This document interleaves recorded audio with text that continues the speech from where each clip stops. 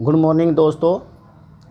आज हम हरियाणा की ज्योग्राफी पढ़ने वाले हैं, जिसका पहला अध्याय है हरियाणा की भू आकृति का परिचय।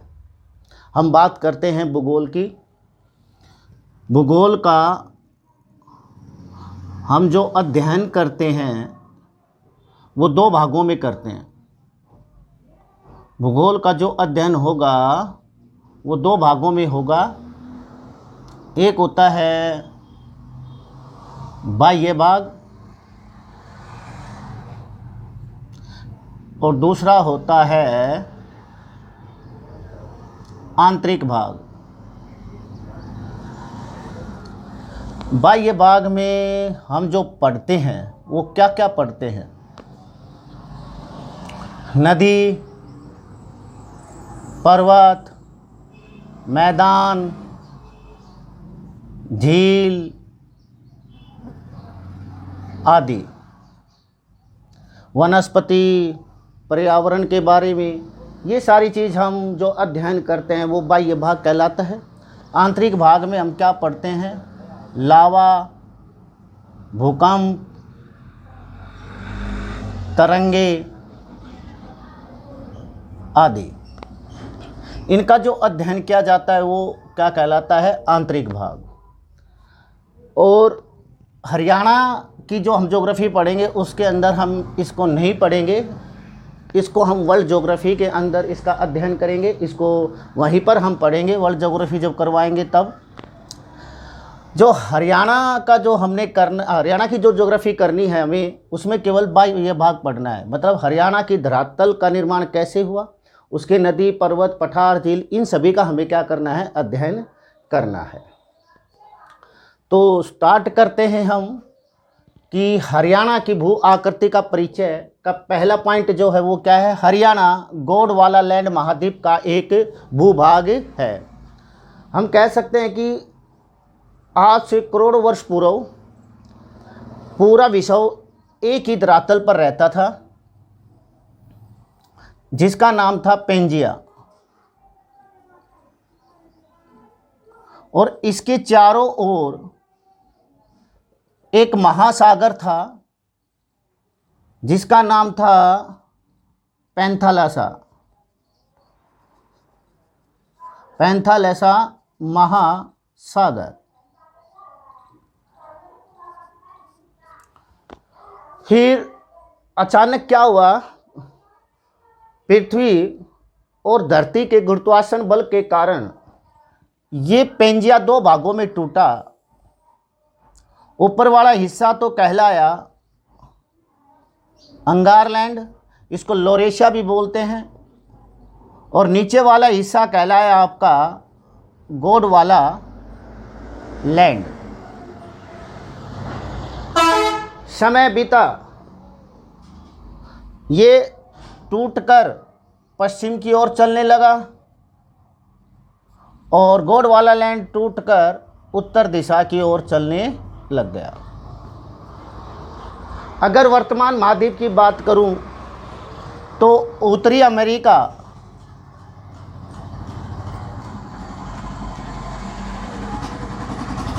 अमेरिका अंगारलैंड का हिस्सा है और दक्षिणी अमेरिका गोंडवाना लैंड का हिस्सा है। यूरेशिया भी अंगारलैंड का हिस्सा है। यूरेशिया किससे बना है? यूरोप प्लस एशिया, इन दोनों महाद्वीपों को मिलाकर बनता है आपका यूरेशिया, जो इसका अंगारलैंड का हिस्सा है।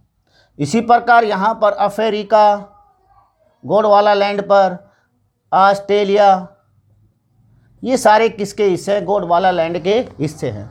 और जो हमारा भारत है वो इस गोंडवाना लैंड का हिस्सा है।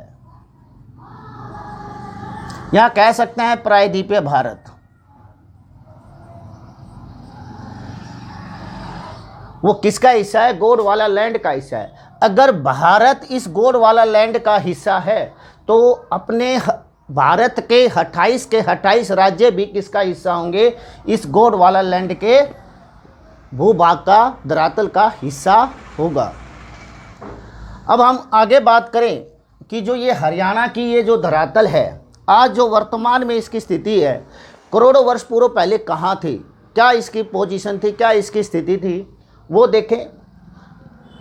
पृथ्वी के धरातल के गुरुत्वाकर्षण बल और सूर्य की गति के कारण ये दो भागों में टूटा और टूटकर कुछ समय पश्चात अंगारलैंड की ये आकृति बन गई और गोंडवाना लैंड की ये आकृति बन गई। ये पहले जो काल था उसकी घटना है। आज कहते हैं लगभग 225 मिलियन वर्ष पूर्व की बात है, लगभग 225 मिलियन वर्ष की पूर्व की बात है। पहले जोइक काल की बात है। फिर पहले जोइक के बाद आया मेसोजोइक। पैंथालासा सागर ने यहाँ किसका निर्माण किया? 33 सागर का। और सैन्यजोइक काल के आरंभ, उसके मध्य और तृतीय चरण की बात नहीं कर रहा, केवल प्रारंभ जो प्रथम चरण था सैन्यजोइक का, उसी काल की बात कर रहा हूँ। उसमें इस 33 सागर का निर्माण हुआ। जो हमारा प्रायद्वीपीय भारत था वो ये था, ये भारत जो हमारा था, पहले गोंडवाना लैंड पर इसकी पोजीशन यहाँ थी और ये यहाँ पर हमारा क्या था? हरियाणा था। अगर मैं वर्तमान मैप की बात करूँ, अगर हम वर्तमान मैप की बात करते हैं तो कुछ इस प्रकार से, ये अलास्का और ये हमने बना दिया उत्तरी अमेरिका महाद्वीप और ये हमने बना दिया दक्षिणी अमेरिका महाद्वीप और फिर ये यहाँ ब्रिटेन, लंदन और ये अफ्रीका और ये अपना, पहले यहाँ नहीं था ये भारत, ठीक है। और फिर ये ऐसे था कुछ, और ये इंडोनेशिया और ये रूस और ये समथिंग कुछ ऐसा था। और समय बीता, ये मेडागास्कर और ये जो हमारा प्रायद्वीपीय भारत था या भारत था वो यहाँ था। समय बीतता गया, यहाँ से कुछ एक मतलब ये नहीं है कुछ दिनों में, लाखों वर्षों करोड़ों वर्षों में ये सरकता सरकता यहाँ से यहाँ आया। फिर इसकी वर्तमान जो स्थिति है वो यहाँ बन गई। जो हमारे भारत की वर्तमान स्थिति है वो यहाँ बन गई भारत की। पहले यहाँ मेडागास्कर के पास था, फिर यहाँ आया, फिर ये वर्तमान स्थिति बन गई। और हमारा हरियाणा यहाँ था, तो अब हरियाणा हमारा यहाँ है। मतलब हम कह सकते हैं कि अगर भारत गोंडवाना लैंड का हिस्सा है तो हरियाणा भी किसका हिस्सा है? गोंडवाना लैंड का हिस्सा है। हरियाणा ही नहीं, अरावली की पहाड़ियाँ भी इसी का हिस्सा है, गोंडवाना लैंड का हिस्सा है। वो जब हम पढ़ेंगे, भौतिक प्रदेश करवाएंगे या क्षेत्र करवाएंगे तब बताएंगे डिटेल से। तो हरियाणा किसका हिस्सा है? गोंडवाना लैंड का हिस्सा है। अगर हम बात करें नेक्स्ट पॉइंट की, क्या है? हरियाणा की जो भूमि का निर्माण है अंतर्जात और बाह्यजात बलों की क्रियाओं के परिणाम स्वरूप हुआ। पहले हम अंतर्जात और बाह्यजात बल को समझते हैं कि अंतर्जात बल और बाह्यजात बल होते क्या हैं।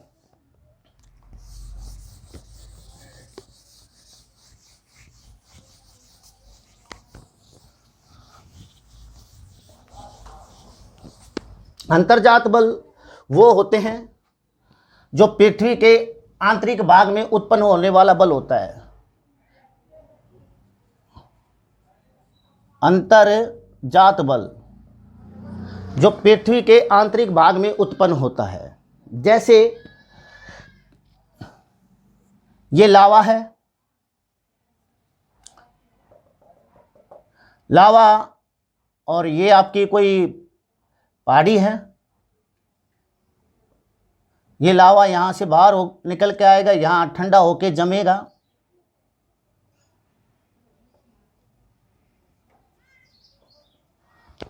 ठीक है, तो यहाँ से तरंगे भी उठती हैं आंतरिक भाग में, भूकंप भी आता है इन्हीं की वजह से।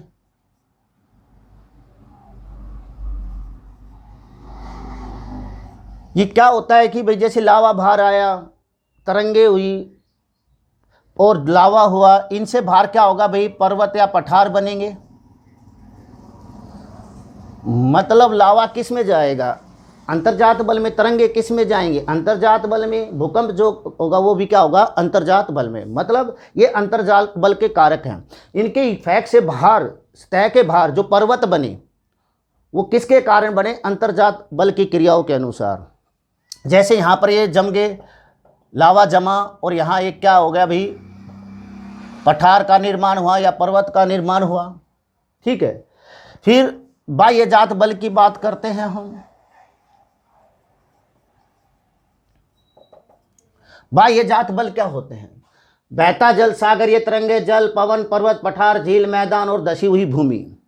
मतलब इन बाह्य जात बलों के कारक से धरातल पे जो प्रभावित हुए, कहीं से ऊंचा कहीं से नीचा हुआ, वही जो उनसे परिवर्तन होता है वही क्या कहलाते हैं, हमारे बाह्य जात बल कहलाते हैं। कैसे, मतलब लावा ने तो ये पहाड़ बनाया, लावा जम गया यहाँ पर, समझो चारों तरफ, यहाँ से आके यहाँ जमा।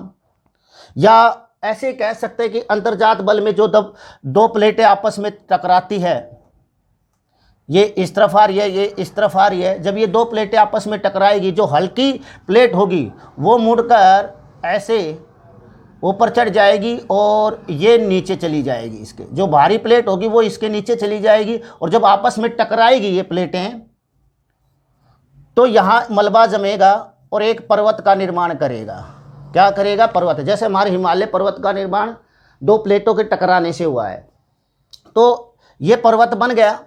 ये प्लेटों विवर्तनिक त्वरित जब करवाएंगे तब पढ़ेंगे, अंतर्जात बल में ही आती है ये भी।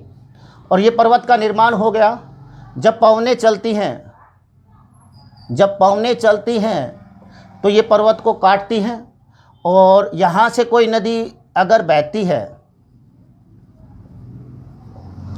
आपने इस पर्वत को काट कर लेके आएगी और यहाँ बिछा देगी, तो यहाँ से तो क्या हुआ, वो नीचा होगा क्षेत्र, और यहाँ से क्षेत्र क्या हो जाएगा, जहाँ वो बिछेगा मलबा, पत्थर, ये नदी का पानी अपने साथ क्या लेकर आएगा, पहाड़ को काट कर लेकर आएगा, उसके साथ पत्थर भी आएंगे, कंकड़ भी आएंगे, रेत भी आएगा, और वो यहाँ आके बिछे जाएगा, यहाँ से नीचा हो जाएगा और यहाँ से क्या हो जाएगा, ऊंचा हो जाएगा। मतलब पवन भी क्या करते, धरातल को प्रभावित करती है, और नदी का बहता हुआ जल भी धरातल को क्या करता है, प्रभावित करता है। कहीं से वो नीचा हो जाता है, कहीं से वो ऊंचा हो जाता है। जहाँ से काटता है वहाँ नीचा हो जाएगा, और जहाँ वो जमा हो जाएगा वहाँ क्या हो जाएगा, वो ऊंचा हो जाएगा। अब हम बात करते हैं हरियाणा की, कि हरियाणा में कैसे प्रभावित हुआ। मान लीजिए ये आपकी शिवालिक पहाड़ियाँ हैं, यहाँ से नदियाँ बह के आई, या पवनों ने इन पहाड़ों को, यहाँ से पवनों ने क्या किया, इन पहाड़ों को काटा और वो मलबा यहीं जम गया, और फिर नदी के बहते जल के साथ वो यहाँ से कालका से या पंचकुला, यमुनानगर, अम्बाला में घग्गर, मारकंडा, यमुना, टांगड़ी, ये जितनी भी उत्तरीय नदियाँ हैं, हमारी उत्तर की नदियाँ हैं, उत्तर पूर्व की जो नदियाँ हैं, वो हरियाणा में प्रवेश करती गिरिपादीय मैदानों में,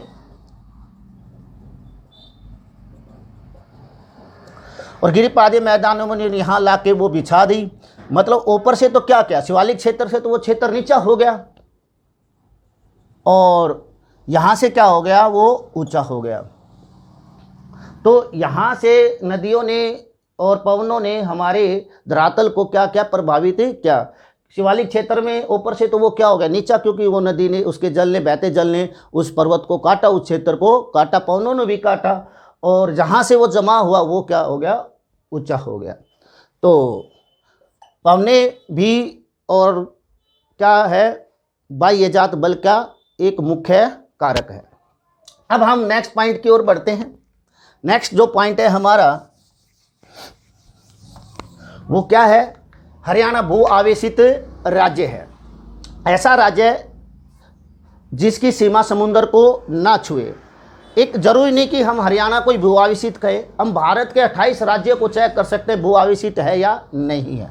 जैसे ये हमारा भारत का मैप है, ये सिक्किम, ये अरुणाचल प्रदेश, और ये बंगाल, और ये पंजाब, ये गुजरात, और ये हमारा इंडिया बन गया, कुछ ऐसा है। इस शेप का हमारा इंडिया, ये श्रीलंका, हरियाणा यहाँ है। देखो इस साइड क्या है, अरब सागर, और इस साइड क्या है, बंगाल की खाड़ी। हम कह सकते हैं कि हरियाणा की सीमा के चारों ओर देखो कोई भी समुंदर नहीं है, तो हरियाणा क्या हो गया, भू आवेशित राज्य है। ऐसा क्षेत्र जिसकी सीमा पर समुंदर ना हो वो क्या कहलाएगा, भू आवेशित राज्य कहलाएगा। पर हरियाणा की सीमा पर तो कोई भी समुंदर नहीं है, इसलिए क्या हो गया, भू आवेशित हो गया। बट हम बात करें कि महाराष्ट्र, गोवा, कर्नाटक, केरल, तमिलनाडु, आंध्र प्रदेश, उड़ीसा, पश्चिम बंगाल, इन पे क्या है, सागर है। इस साइड तो अरब सागर, इस साइड बंगाल खाड़ी, तो ये भू आवेशित नहीं है। अगर हम बात करें पंजाब, हिमाचल, जम्मू, बिहार, उत्तराखंड, ये जिनकी बात करें इन पे कोई समुंदर नहीं है, तो ये क्या होंगे, भी भू आवेशित राज्य है। कोई समुंदर नहीं है इनकी सीमा पर, तो ये क्या कहलाएंगे, भू आवेशित राज्य। तो अब हम नेक्स्ट पॉइंट की बात करते हैं, भू संरचना के काल। भू संरचना के काल हम कह सकते हैं कि हरियाणा की धरातल में जो परिवर्तन हुआ वो किस किस समय में हुआ, उसको हमने क्या किया, उसका विभाजन कर दिया, और उन्हीं को हमने क्या बोला, काल बोला। मेन दो कालों की बात करेंगे हम, निर्जीव युग और जीव युग। युग का मतलब काल ही होता है, निर्जीव काल भी कह सकते हैं, जीव काल भी कह सकते हैं, और इनको हम डिटेल से पढ़ेंगे, इनके भी पार्ट है। जैसे मैंने स्टार्टिंग में बताया था कि भाई जो पेंजिया था वो किसका हिस्सा था, पहले जोइक का था, फिर मेसोजोइक में वो ऐसे बना। इन कालों के बारे में हम कल नेक्स्ट वीडियो में पढ़ेंगे। थैंक यू, धन्यवाद।